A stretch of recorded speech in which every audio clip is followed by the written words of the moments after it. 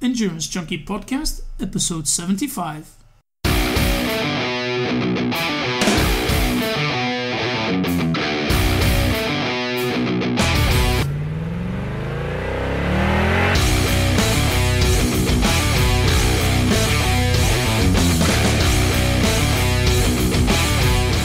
Hey Junkies, how are you doing? Thanks for joining me on a new episode of the Endurance Junkie Podcast, the show where I will be interviewing some of the fastest, smartest, and most inspiring people active in the endurance world today. Matt Hanson has enjoyed a fast rise to the top ranks of professional triathlon, winning Ironman Chattanooga in his first full season as a pro in 2014 and Ironman Texas in both 2015 and 2017, where he set an American record with a 7-hour, 52 minutes, and 44-second finish. Hi Matt, thanks for coming on the show today. Can you start off by telling us a bit about yourself, your sporting background growing up, and how you ended up in triathlon? Sure. Thank you for having me on today.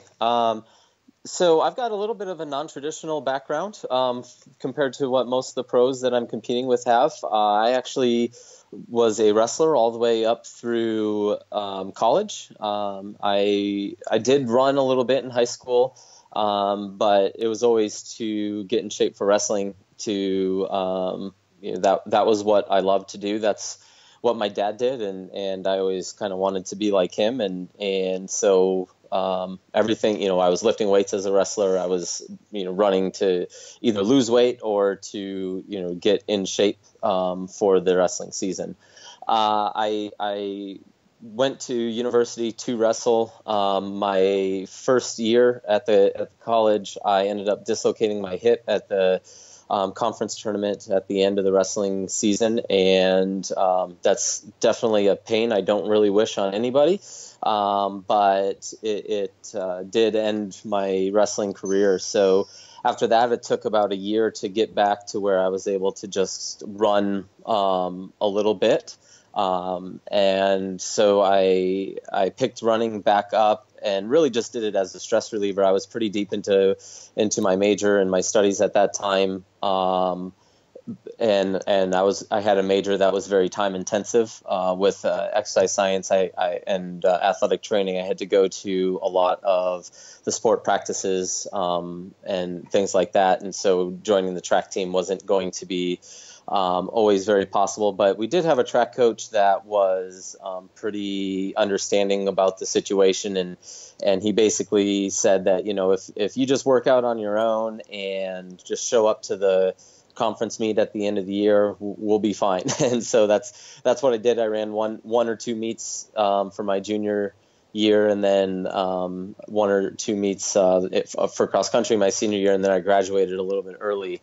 So that was about the extent of my college running career. I never really gave it the attention that I guess I could have. But again, that was because I was really quite focused on getting the education taken care of.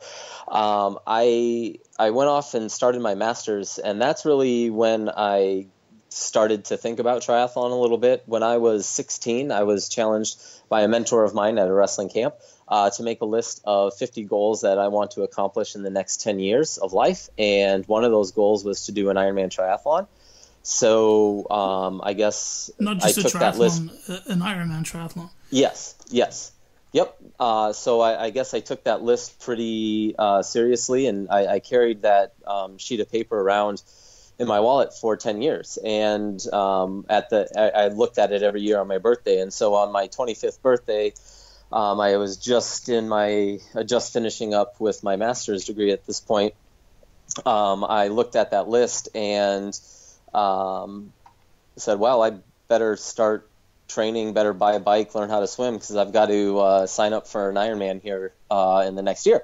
So I signed up for an Ironman. I got a eBay bike, one that I definitely wouldn't be caught dead on now, but it was my pride and joy back then. I think I ate nothing but eggs and frozen pizza and ramen noodles for a couple months so I could afford that $400 bike.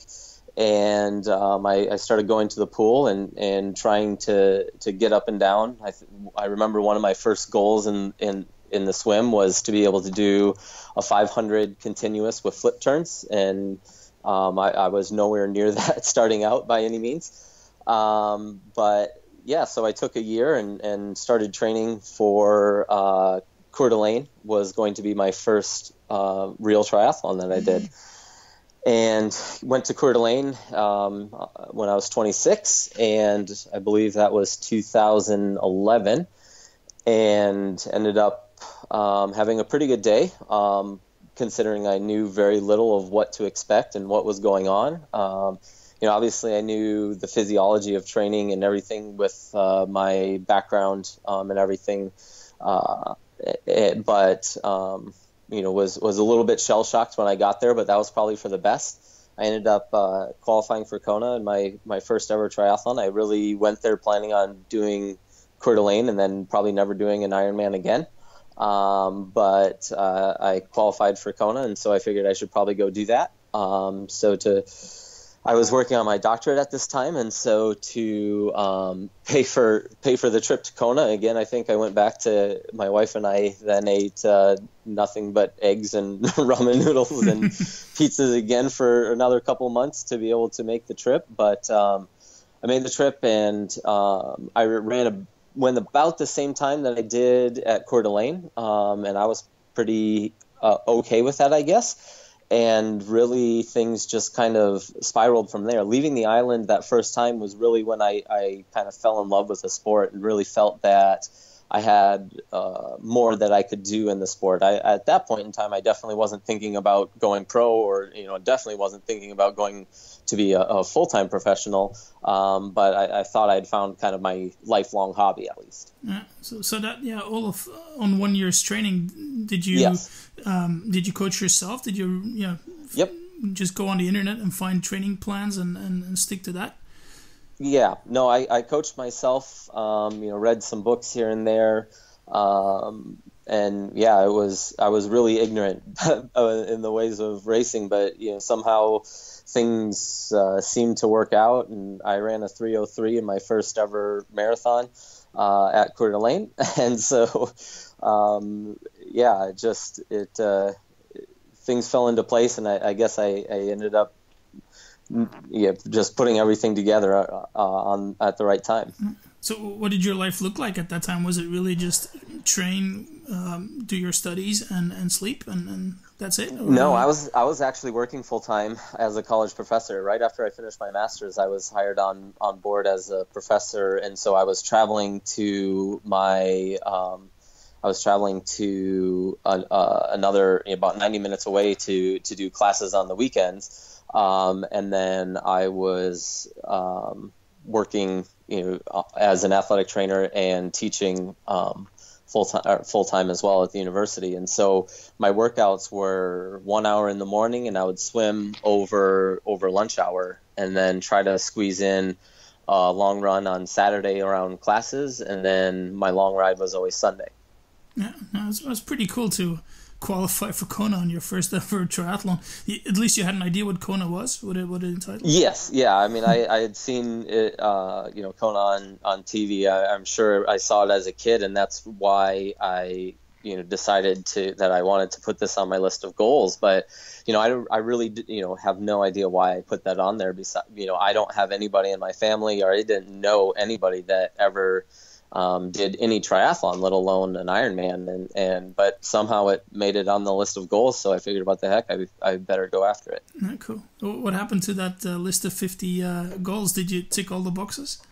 I didn't tick all of them. I did pretty well.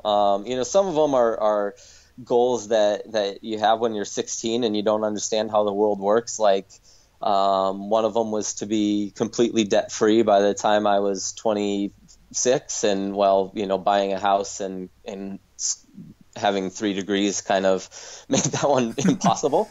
I think I accomplished 44 of them, I think was the final number. Winning a national title in wrestling was one, but unfortunately I was injured, and so that one I really didn't have a fair shot at. But yeah, a lot of the others I was able to tick off. 44 isn't bad. Have you got a list now for the until you're 50 or something? No, that I have a bunch of goals, but it's nowhere near 50 at this point. I did make another list of 50 at right afterwards, and so I think a couple of them have times ran up on a couple of them, but there's still a few that I can go after by the time I'm 36. Yeah. Okay, cool. So yeah, you talked about qualifying for Kona and then coming back, and then you were teaching full time. What really triggered that the decision for you to actually stop working and giving up your job as a teacher, and then going full time as an athlete and becoming a pro? Yeah, that was definitely a tough decision. I had never really. So 2012, I just tried to race and learn how to race. So I did a bunch of 70.3s and just tried to get better at racing, get faster and get better really on the bike. And then so the next year I just want to be fast enough to earn a pro card. And I won my age group in a couple races and was second in the only full I did leading into Kona that year.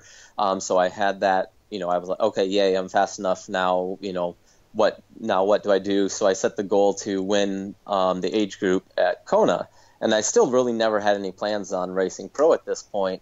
And I went to Kona that year and ended up with 3 flats and stood on the side of the road for about 25 minutes after that third flat and just watched that. And I was having a great day at that point and just kind of watched that goal disappear. I still was able to put together, I think I ran a 2:51 there that year. So that was when I knew I was really fit, but I just didn't get to express that on race day. And so I took my pro card so I could go and race Arizona just a couple weeks later so I could really see how fit I was. So that was really the reason that I decided to start racing pro, was so I could race as soon as possible after a frustrating Kona for me. I think that I was 18th in my first pro race at Arizona there, ran a 2:51, but was just out of it from the get-go, out of the main group from about the time the gun went off on the swim, but I was still like on cloud 9. It was a 30-minute PR for me at that point, and I was like, I wasn't last at a big Ironman race. Maybe this wasn't such a dumb idea. And so the plan was just to keep racing pro and keep working full time. I won full at Chattanooga my first year in 2014, and then came into 2015 and ended up winning Ironman Texas, which was the North American Championship that year as well. And so I basically was I won Ironman Texas. I had to give my award speech and then drive overnight, which was a 17-hour drive to get back home. Went straight to the school. I got there at about 7:45. I showered quick and I taught 8 a.m. classes. And that was when I started thinking, okay, this can't continue. I can't keep racing at this level and be able to, burn the candle on both sides and do this. So my wife and I had a couple pretty tough conversations or long conversations that week. And then I later on that week, I was advising a student and started talking about, we need to set you up with this internship and this internship so you can go after what it is you want most in life. And then I just sat back. I'm like, I'm kind of being a hypocrite here. I mean, I love teaching and I love the university. But right now the most important thing to me is winning a world championship. And so that was really the deciding factor for me. And it was tough. I mean, I was six months away from tenure at that point. So that would have meant, pretty stable situation. And I was going to walk away from that, and really having, very, unknown in terms of income and that type of support. But my wife was on board with it. She definitely supports me 100%, and so that's really how that whole change was made. Yeah, I guess it's just a period in your life where you focus completely now on triathlon, and I guess you can always go back to teaching later. Yeah. I mean, the university will always be there, the university life, but I have got a narrow window to to compete at the highest level. And so I didn't want to look back in life and say, what if? I wanted to know. I think I've got the talent and the drive to be a world champion someday. Maybe that will happen, maybe it won't, but I'll know. And I'll know that I gave it everything that I have. Yeah. So did you quickly see major improvements after, going full-time as an athlete? I didn't. No? Actually, I right after winning Texas and going full-time, I really struggled with the races for the rest of 2015, actually. Some was just bad luck, and some was just not training the right way. And then just putting a lot of pressure on, up until that point, I raced just because I loved it, and I didn't really need, the income was obviously great, but it wasn't what I was relying on. And to make that switch and to walk away from a job, and all of a sudden I put all this pressure to have to get results. And so my racing went from a process-oriented execution to what do I have to do to get a result. And I found out, over time that I just don't race well that way. I need to focus on the process and just executing each individual little part, each little chunk of the race as best I can. And that's what gets me the success. But so there's definitely a learning curve. And then also just, I went from being like extremely regimented with my time. Like I had no time to dilly-dally or sit around and do nothing. Like I was always somewhere, and whether it was grading papers or in teaching classes or, running to the pool, I would literally go to the pool. I had 55 minutes to get my swim in, get showered, and then teach 1 o'clock classes. And so it was always just very structured. And I went to having, a lot of flexibility in my schedule. And that was just different from anything I had ever experienced. So it was definitely a struggle until, for a good year. Yeah. So when did you start working with your coach now, Julie Dibbins? I started working with Coach Julie after July of 2016. So just about 16 months ago. I was working with a couple coaches before that. One, Tim Floyd specifically for the swim, and then David Tilbury Davis for the bike and the run. But it was just I think it was just time to make a change. And so things have been going very well with Julie. And it's definitely been a good change. Yeah. Well, it definitely was a good change. Brought you to Ironman Texas this year, which was in April, I believe. Where you went 7:52. Did you ever imagine going sub 8, going that fast, and becoming the fastest ever American, right? Yeah, I mean that's I didn't really have a plan to shoot for a certain time on the day. I was sitting okay in terms of points. I had won Cartagena in the fall and was second and third at another 70.3 each in the fall, and so I had some decent points coming in. So I was really able to go in with very little pressure and just go and work on executing the best race possible.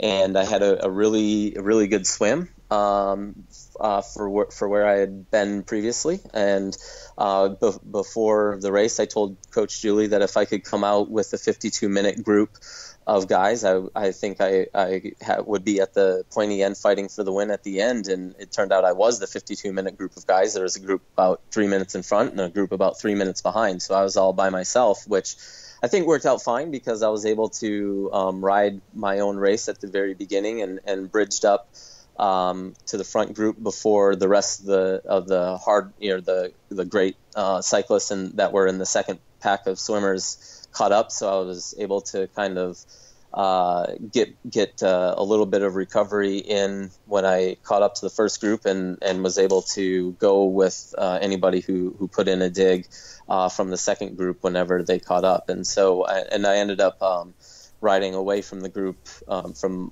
everybody in the group at the end, which is something that I had never done before in a race. And so I played a little bit of a different card than I ever had before, which was a little bit of the plan. But it was also, it was a lot of fun to just kind of, I think a lot of people just let me go because they didn't really think that I could bike like that. I developed a reputation a bit of a runner who also kind of did triathlon, and so that was a race that I showed people that maybe I am a little bit more of a rounded triathlete than people gave me credit for. Yeah. So what was that? Yeah. Could you describe that as a perfect day, or did you take some... Yeah, definitely. There's a few little hiccups on the day, but for some reason my calf started cramping in the swim. I was swimming with the first pack of guys that went 48, 49, and I was definitely on the rivet trying to hold with them, and maybe probably overswam. And so my calf started cramping at about the 3K mark. And so I lost about 2 to 3 minutes on them in the last kilometer. But that was, again, it probably worked out for the better. I didn't have to fight with anybody for position at the beginning. I could really ride my own race and settle into pace. And then for some reason, I had some back issues leading into that race, and it was okay on the bike, but as soon as I got to the run, it started bugging me pretty much. And at mile 2, I was basically lying on the ground for a couple of seconds trying to get my back spasms to go away. And I think I lost about 30 seconds there, but and it was a bit of a panic moment thinking, oh man, my day is over. But everything went away, thankfully, and was able to run basically how I had in the past. So yeah, I mean, and the weather was perfect. I couldn't have really drawn up a better day for me. It gave us a nice rain shower with about 5 minutes left on the bike, so I was able to cool down and really get ready to put together a good run. Yeah, okay. And that win also immediately qualified you for Kona. Yep. That was April, so you were pretty relaxed for the rest of the year until Kona time. Did that sort of change your plans for your season? And I really only needed like top 8 to have Kona set by that point. Okay. And so it didn't change too much. It did allow me a little bit of flexibility. Obviously winning that race kind of makes a financial impact on the year, and so I was able to go and do a training camp. Just my coach and just Coach Julie and myself in August in Kona for I think 10 days we were there. So that that was really the only thing that really changed. But I still went to and did I think 3 70.3s over the summer, and then did 70.3 worlds as well. Yeah. Okay. So what were your expectations then going into Kona? I really tried not to have any expectations in going into the race. I know what the race can be, and I know that it can chew up the best of competitors, and some people that you may not expect to have a great day can go and just knock it out of the park. And so I really just went there to try to execute every little thing well, and really just put together the best race possible. I thought if I did that, I would have a shot at being in the top 10. That was kind of the pre-race goal, but obviously that's not how things went for me this year. So you just have to roll with that a little bit, I guess. Yeah. So didn't you have a good day, or what happened?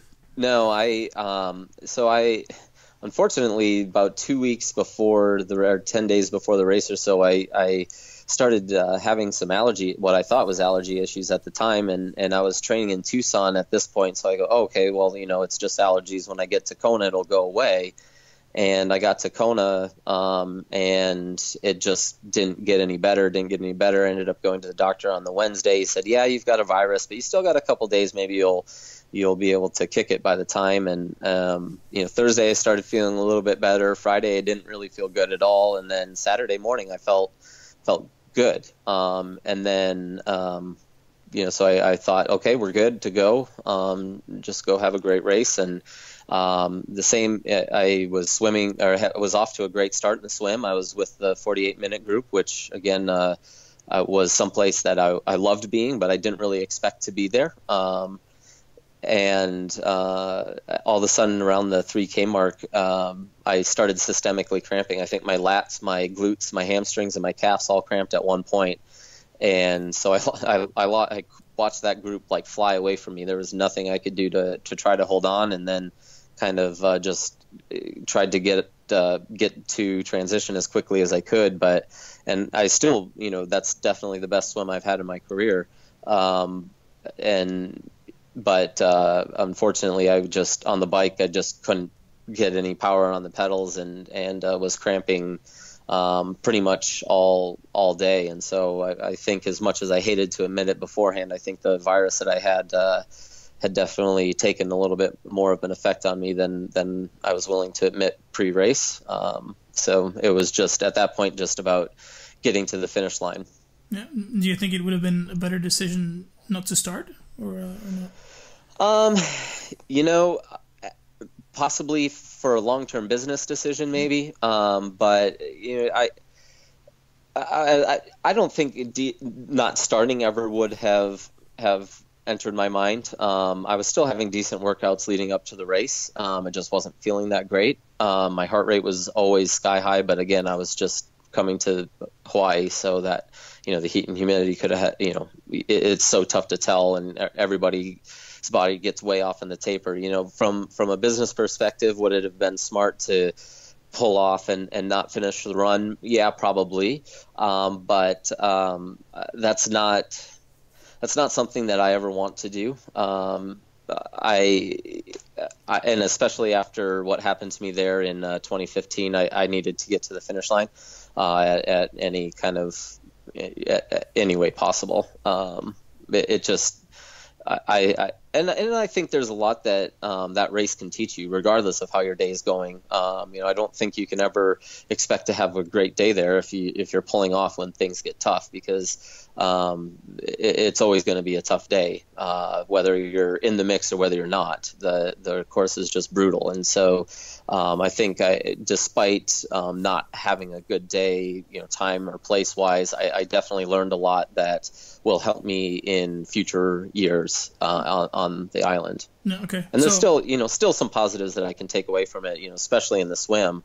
I think a lot of people were surprised that I came out where I did, even with cramping and falling off the group. So definitely can take some good points away from it too. No, and that probably makes it easier to handle with the disappointment.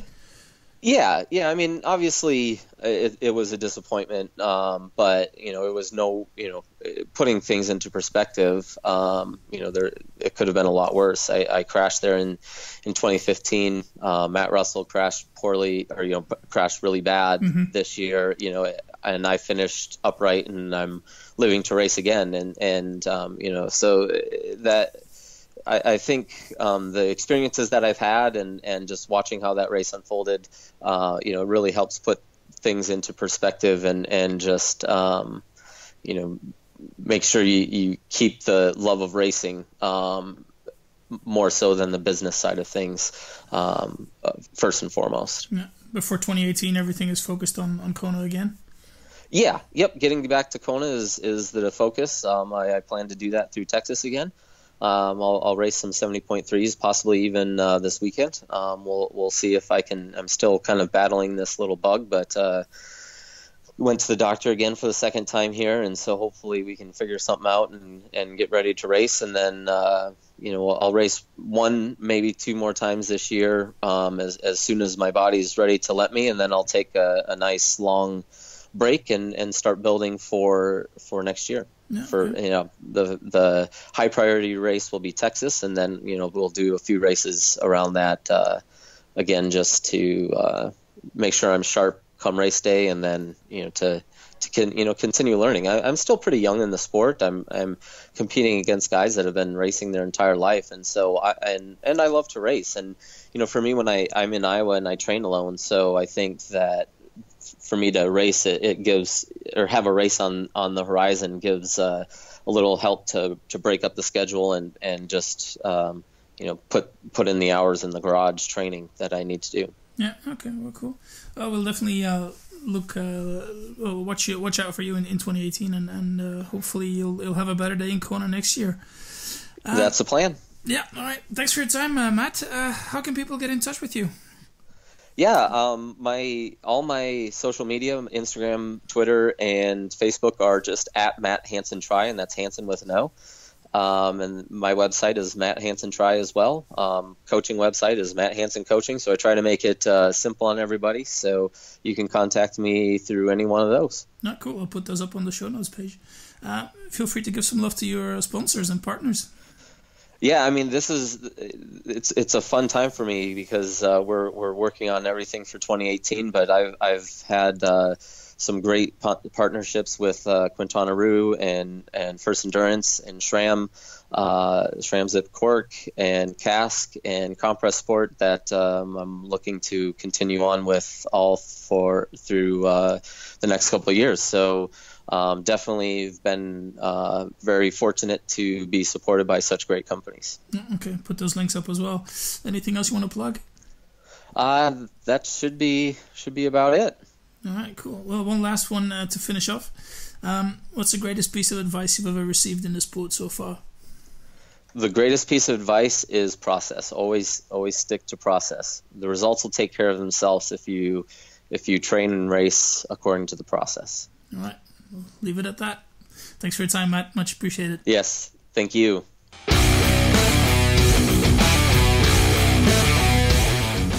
Junkies, thanks for listening to this episode with Matt Hanson. As usual, if you like these little interviews and don't want to miss any future ones, head over to iTunes or Stitcher and subscribe to the show. And while you're at it, I would appreciate a rating and a review. That will help grow the show even more. Thanks again, and I hope you'll join me next time. Cheers.